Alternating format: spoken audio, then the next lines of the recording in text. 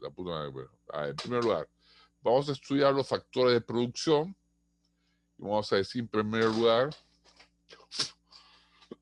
hay que entender los factores de producción para entender el proceso de producción.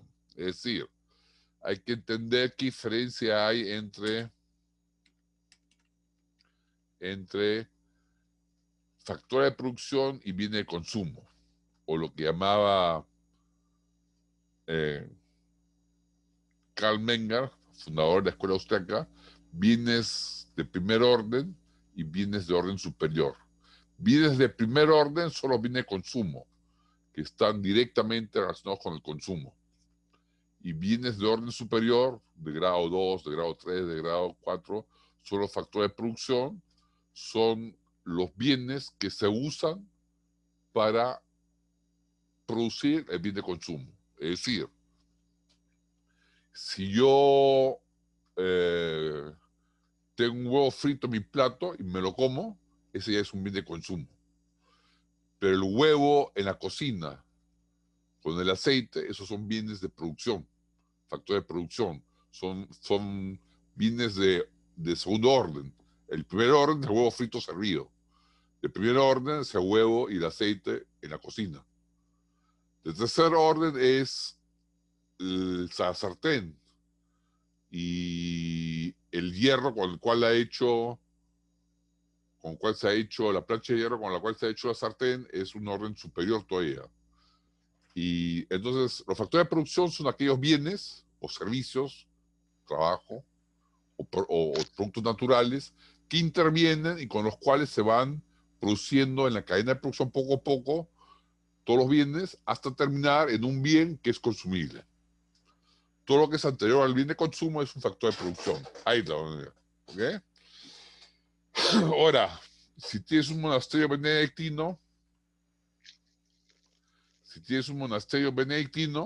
que produce frasco de mermelada y vende estos frascos de mermelada, pues la gente que compra los frascos de mermelada para directamente comerla con su pan, lo están usando como bien de consumo.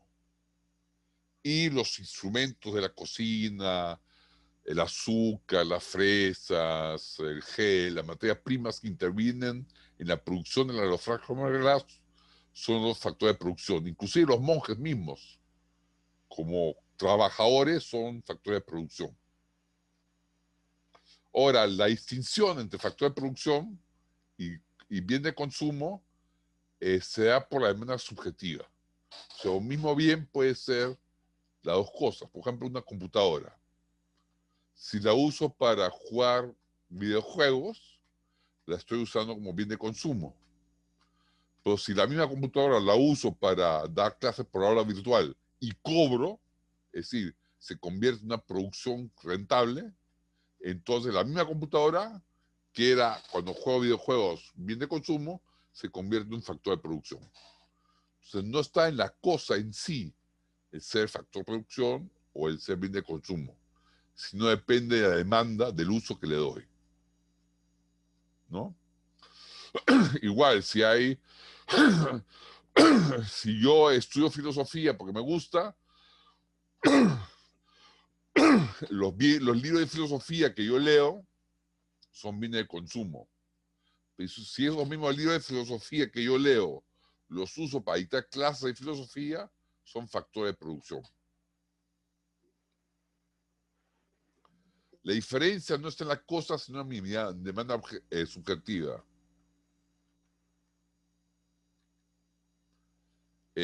Por ello, no hay tampoco necesidades reales y necesidades artificiales.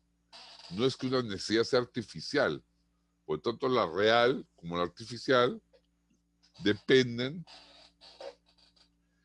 de lo que yo valorice subjetivamente. Lo que hay es usos morales adecuados o usos morales no adecuados de una cosa. Si la demanda subjetiva de los bienes de consumo en el mercado es la demanda subjetiva de los bienes de consumo la que origina el valor de los factores de producción. ¿Qué quiero decir con esto?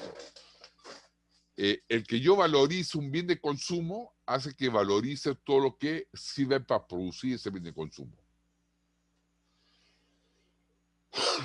el que se valorice alto un bien de consumo hace que se valorice alto los factores de producción que contribuyeron a producir ese bien de consumo. Entonces, lo que origina el valor de los factores de producción no es el factor de producción, sino la demanda del bien de consumo. Un ejemplo, si todos nos pusiéramos de acuerdo y decidimos usar carros en base a energía eléctrica, es más, todas las industrias se pusieran de acuerdo, usaran energía eléctrica derivada del sol, no de centrales termoeléctricas, no, energía eléctrica originada en energía solar. Pues entonces la demanda de petróleo se desplomaría y quizás el petróleo dejaría de tener costo y ya no valdría. ¿Por qué? Porque ya no hay demanda, todos usan energía solar. O si se descubre un sistema, ahora que están hablando de Tesla y todo eso, un sistema que da energía que es más barato que el petróleo, pues desaparecería, o sea, la demanda de energía se iría por esta tecnología y desaparecería la demanda de petróleo. Otro ejemplo, si la gente repudia generalmente el consumir tabaco, entonces lo que era la cosechadora de tabaco, lo que era el aparato especial para escoger el tabaco, esos bienes de capital específicos que eran especialmente diseñados y muy caros para seleccionar un buen tabaco, como la gente ha dejado de consumir, pierde valor. Porque ese aparato que sirve para seleccionar el tabaco solo tiene valor, ¿por qué? Porque hay un consumidor final que demanda tabaco para fumar. Esto se llama la ley de imputación de valor. Como les puse en el ejemplo, hay demanda de factores de producción específicos y no específicos. La ley de imputación de valor quiere decir que el valor del bien final se imputa a los factores de producción que sirven para producirlo. Y ese valor depende de cuán específico o no específico sea el factor de producción. En otras palabras, si yo tengo una moledora que sirve para muchos usos, pues si la molienda de trigo deja de ser rentable y la gente ya no demanda pan de trigo, quizás esa molienda sirva para otras cosas y no pierde tanto valor. Pero si es específicamente para el trigo, o en el ejemplo del tabaco, si es específicamente una máquina para seleccionar tabaco, si ya no hay demanda de tabaco, pierde totalmente valor esta máquina. En cambio, si tienes una máquina que es para cosechar, ya sea tabaco o trigo, por más que, o sea, un factor de producción no específico, puede ser que la demanda de tabaco desaparezca, porque todos dejan de fumar. Eso va a hacer que valga menos esta cosechadora. Pero como sirve para otras cosechas, no va a perder tanto valor. Entonces, el valor, la ley de imputación de valor dice que la demanda del factor de producción y sus precios dependen de la demanda del bien consumo final y de cuán específico sea el factor de producción para esa cadena de producción del bien final. Entre los factores de producción se distingue los factores originarios de producción, como el trabajo y la tierra. Con trabajo se entiende todo esfuerzo laboral que recibe un salario. Ahí uno puede decir, no, pues yo trabajo por vocación, como un sacerdote. Un sacerdote puede decir, no, yo trabajo por vocación, entonces no es trabajo en realidad. Otra cosa es si el sacerdote prioriza, por ejemplo, sus clases de religión en uno u otro colegio según el salario, entonces sí es trabajo. Pero si lo hace sin salario, no es trabajo, por más que sea una actividad intelectual o muy servicial. Igual la tierra. La tierra son, con el factor originario tierra, nos referimos a la naturaleza o los recursos naturales. Los recursos naturales en sí mismos no son índice de riqueza económica. Solo cuando son puestos en valor en el mercado adquieren carácter de riqueza económica. En otras palabras, el Perú, como dijo Antonio Raimondi, puede ser un mendigo sentado en un banco de oro, pero ese banco de oro está bajo la tierra, por lo tanto, no es riqueza.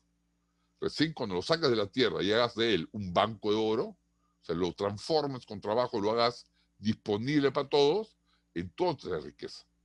Pero mientras que la riqueza esté enterrada en la tierra, no es nada, es naturaleza, no es riqueza. La riqueza recién se origina cuando se une con trabajo y es disponible en el mercado. Esos son los factores originarios de producción. Y hay un factor no originario de producción que es el capital. ¿El capital qué es? El capital son aquellos bienes, productos de la combinación del trabajo y del recurso y la tierra, de los recursos naturales, y otros bienes que sirven para producir bienes de consumo final o otros bienes de capital. O sea, el capital son bienes construidos por seres humanos que sirven para construir bienes. Por ejemplo, un horno es un bien construido por los seres humanos que sirve para producir panes que son consumidos por seres humanos. O, por ejemplo, un horno de hierro en las minas es un bien de capital porque sirve para fundir el hierro, el mineral, hierro, y sacar de producto láminas de hierro. Y esas láminas de hierro son transportadas en otro bien de capital que son los camiones hasta que son acuñadas en planchas de hierro que son después sartenes. Y el sartén es otro bien de capital en un restaurante que sirve para servir menús para un comensal que come en un restaurante. ¿Se entendió? El bien capital es un bien que sirve para producir otro bien de consumo o otro bien de capital. Producto de la combinación del trabajo, otros bienes y recursos naturales. Como le decía, una computadora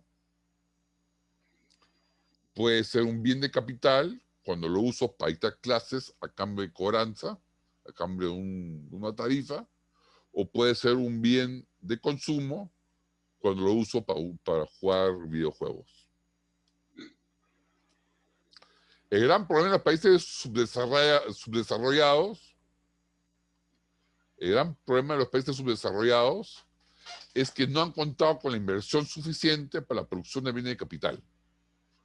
La mayoría de los países subdesarrollados tienen una población que mayoritariamente gana poco y trabaja mucho. Es una población con un bajo nivel de especialización, bajo nivel de productividad, y la razón económica no es que sean tontos o alguna otra, o genética, no es eso, sino la razón económica es la ausencia de producción de bienes de capital.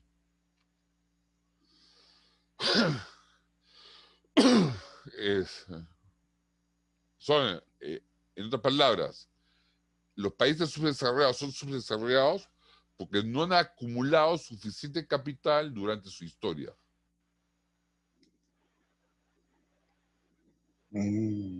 Ahora hay que preguntarnos por qué no hemos acumulado la suficiente cantidad de bienes de capital. Hay que recalcar que el valor de los factores de producción depende de la demanda de bienes de consumo. Eso es lo que les explicaba hace un rato con la ley de imputación del valor. Es decir, el valor del bien de consumo imputa valor al factor de producción. Entonces, si hay mucha demanda y se valoriza mucho ver fútbol, pues los futbolistas, factor de producción del espectáculo de fútbol, serán bien pagados. Y si hay poca demanda de clases de filosofía, pues el profesor de filosofía, el factor de producción de filosofía, será pagado mal con bajos salarios. En otras palabras, si ustedes quieren que los profesores de filosofía ganen más y los futbolistas ganen menos, dejan de ver fútbol y estudien más filosofía. Bueno, igual es, por ejemplo, en Chile hay áreas que son muy costosas. La gente dice erróneamente, el vino es caro porque el costo del terreno es caro. Falso, es al revés. El costo del terreno es caro porque el vino es muy demandado. Si el vino chileno de ciertas áreas de Chile no tuviera una alta demanda, esas tierras donde se producen ese tipo de vino no tendrían alta demanda y valerían casi nada. Si todos dejamos de consumir vino chileno, las tierras que producen ese vino chileno en Chile dejarían de tener valor. Entonces, no es que el costo determina el producto vino, el valor del producto vino, o sea, no es que el costo del terreno más un margen me da el valor de la botella de vino chileno, sino que el valor que le asignan los consumidores finales al vino chileno es el que imputa al final la demanda de terrenos chilenos donde produce ese vino y le da el valor al factor de producción que es el terreno chileno. ¿Se entendió la idea?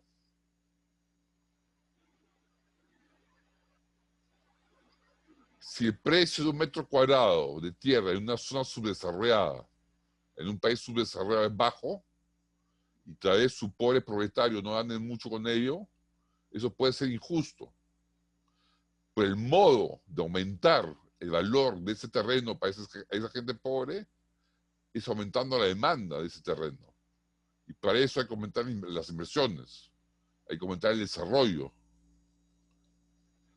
Es decir, hay que aumentar la demanda por agroindustrias y viviendas. Y para ello se tiene que aumentar la disponibilidad de bienes de capital. Esa es la clave, la disponibilidad de bienes de capital. Ojo, con los bienes de capital pasa lo mismo. Si la demanda es alta, ¿y cuándo es alta la demanda de los bienes de capital? Cuando hay muchas inversiones. Entonces, cuando hay muchas inversiones, la demanda de los bienes de capital es alta. Cuantas más inversiones, más alto el precio de los bienes de capital. Y por supuesto, cuanto más altos los precios de capital, más emprendimientos, más empresas habrá que producen esos bienes de capital y que a la larga aumentan tanto la producción de bienes de capital que el precio de capital se reduce y se vuelve más disponible, y esto es un círculo virtuoso de desarrollo. Con el trabajo sucede lo mismo. Cuanto más inversiones haya, mayor demanda de trabajo habrá. Cuanto mayor demanda de trabajo haya, por ende, mayor salario tendrán los trabajadores. Ojo, para que no disminuya el salario real, es decir, para que no disminuya la capacidad adquisitiva del salario de los trabajadores, que eso es lo que ocurre cuando la población aumenta. Cuando la población aumenta y no pasa nada más, baja el salario real. Para que eso no ocurra, la tasa de capital, la tasa en la cual crece el capital, los bienes de capital, tiene que ser más alta, la velocidad de crecimiento de la bienes de capital tiene que ser más alta que la expansión demográfica, el aumento de la población. Siempre que se produzca más rápidamente bienes de capital de lo que crece la población, los salarios reales van a aumentar. En cambio, si la población crece más rápido de lo que crece los bienes de capital, los salarios reales van a disminuir y la gente va a ir cada vez en peores condiciones. Lo anterior, todo lo dicho anteriormente, está detrás de graves problemas sociales. Uno, el acceso a la tierra es caro en algunos sitios y en otros sitios no vale nada. Dos, hay tasas de interés que son muy altas en algunos lugares del mundo. 3, hay lugares del mundo donde los salarios son paupérrimos, son muy bajos. Todo eso no es producto de un plan malévolo, es fruto de consecuencias no intentadas de la demanda de los bienes de consumo, que luego se traslada a estos factores de producción. La ley de la imputación de valor nos permite deslindar con mayor precisión el ámbito del análisis moral del ámbito del análisis económico. El ámbito del análisis moral sería el análisis de las reglas para una sociedad que solo le gusta ver fútbol, por ejemplo, en su tiempo libre. Y el análisis el ámbito del análisis económico es el análisis de la demanda subjetiva por el consumo de eventos de fútbol, ¿no? Y cómo esta demanda subjetiva por consumo de eventos de fútbol limita o determina qué tan grande o qué tan chico es el negocio del fútbol.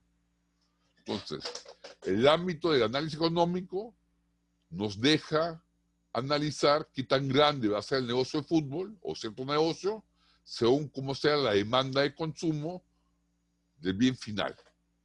Según cuanto más alta sea la demanda del consumo del bien final, pues más alta va a ser el negocio de producir alguno de los factores de producción.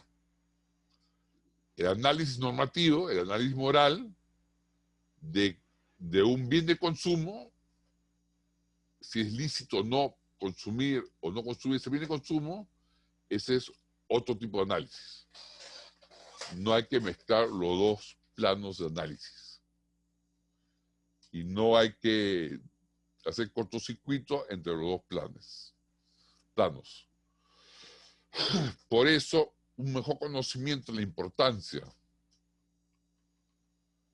que tienen los bienes de capital para el desarrollo económico de una comunidad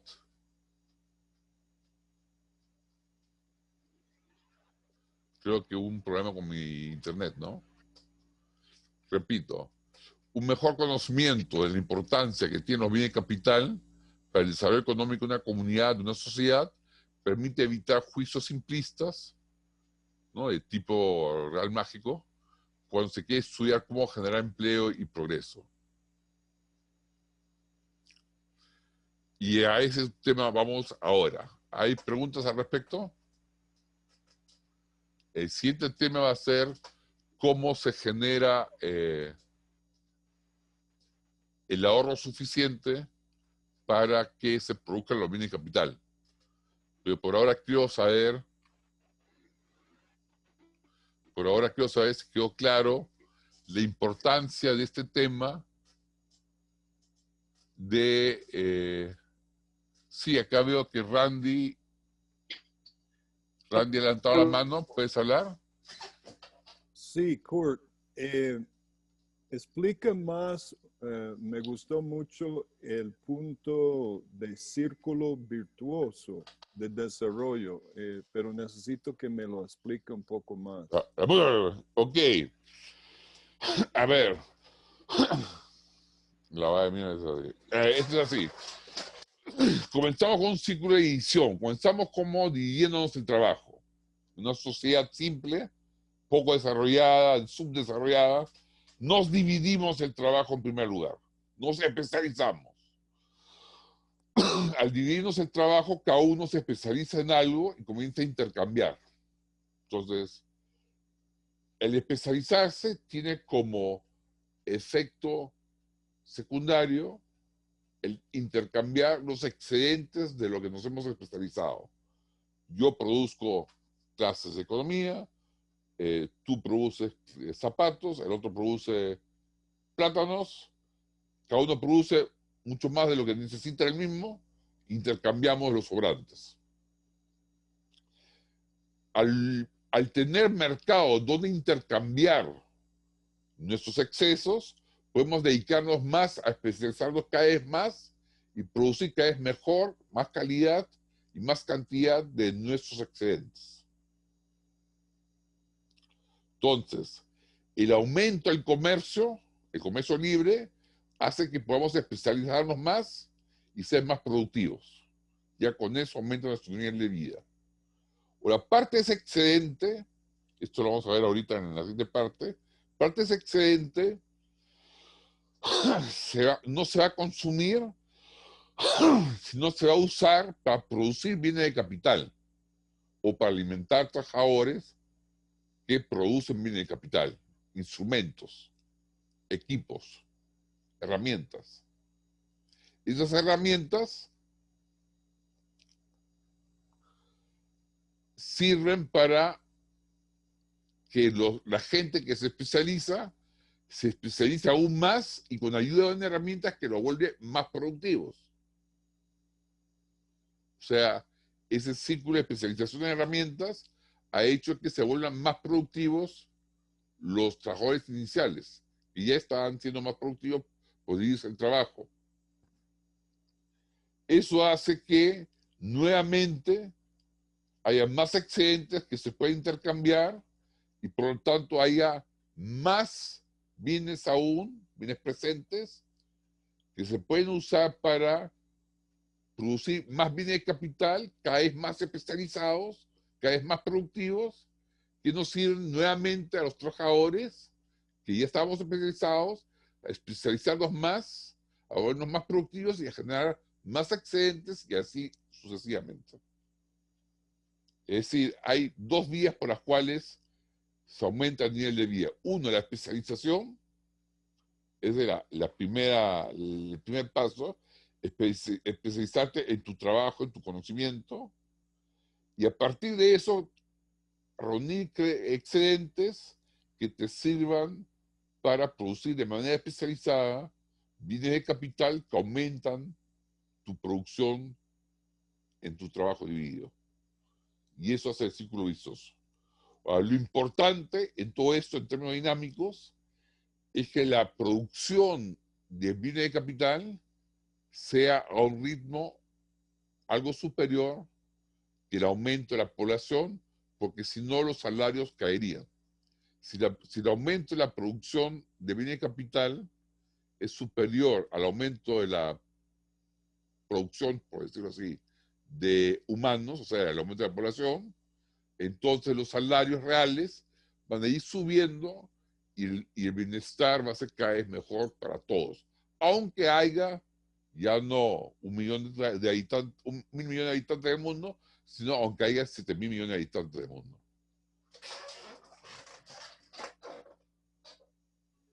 ¿Contesté la Muchas pregunta? gracias. Muy interesante. Ya.